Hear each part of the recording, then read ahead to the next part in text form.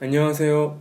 정신과 말해주는 남자의 정신과 의사 김기창입니다. 오늘은 공황장애란 무엇인지, 원인과 그 증상에 대해 말씀드리겠습니다. 짧은 시간 동안 꼭 알아두면 좋을 내용만 말씀드릴 테니 끝까지 봐주세요.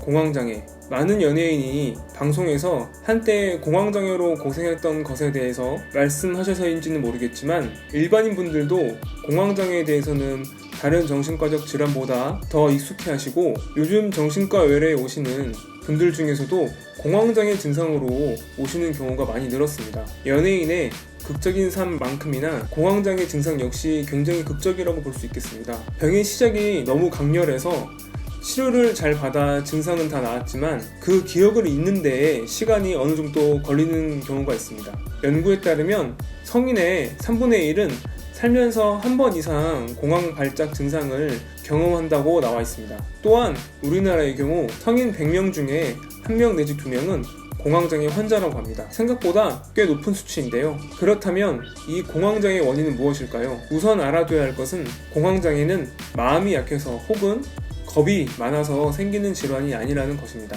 뇌 속에 노르에피네프린, 세로토닌, 가바 등의 신경 전달 물질의 오류, 편도액과 대뇌피질, 시상하부 등의 뇌 연결 회로의 이상 등으로 생기는 뇌의 질환입니다. 때문에 마음을 강하게 먹어봐, 운동하고 바람 좀 쐬어봐 등의 조언으로는 해결하기가 어렵습니다. 이러한 이유로 환자분들 역시 주변의 공감 및 이해를 얻기 어려울 것 같다는 생각에 힘들어 하시기도 합니다. 공황은 영어로 패닉이라고 하는데 생명에 위협을 느낄 정도의 강한 공포감을 느끼는 것을 말합니다. 공황 발작, 즉 패닉 어택이 있을 때에는 그야말로 극심한 공포감, 불안, 초조 등의 감정적 증상과 함께 호흡곤란, 졸도할 것 같은 느낌, 심장 두근거림, 손, 발의 감각 이상 등의 신체 증상이 동반됩니다. 그대로 있을 수가 없어서 보통은 이런 상태를 견디지 못하고 응급실로 향하게 됩니다. 이런 상태는 대개 30분 이내로 지속되고 1시간을 넘기는 경우는 극히 드뭅니다. 응급실 또는 병원에서 가슴,